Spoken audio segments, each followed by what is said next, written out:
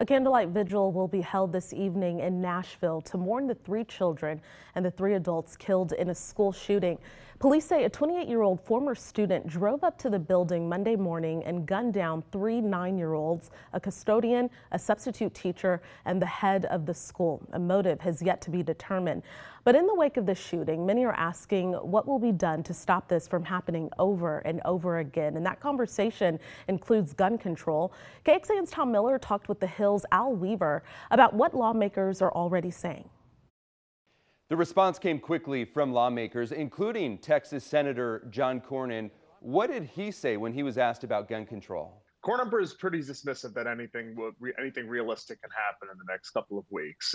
He basically said that that the Senate went ahead and did everything they could last year with the Bipartisan Safety Act, and it just seems like they ran out of oxygen. They got everything they could out of Senate Republicans to get that over the finish line. There was some movement last summer, as you mentioned, with the Bipartisan Safer Communities Act following that mass shooting here in Texas in Uvalde. Was there anything in that would have applied to what happened with this shooter in Nashville? Well, the main thing that people are talking about now are these red flag laws, and what the Bipartisan Safer Communities Act did was it went ahead and gave incentives for states that went ahead and set these up, and communities that set them up. I believe there's 19 states in the country that have done so over the last couple of years, but Tennessee is not one of them, and that's one thing.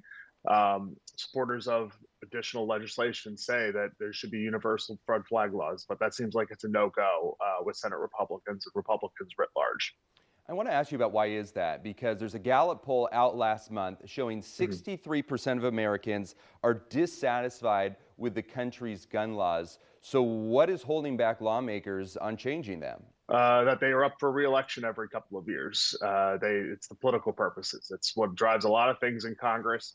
House of Representative members up every 2 years, senators up every 6 years, and facing the voters after voting for gun control in some of these red states, red districts especially, that are very Trumpy, very red, will not go over well there. They will not. It doesn't matter if the gun lobby isn't quite what it was years ago.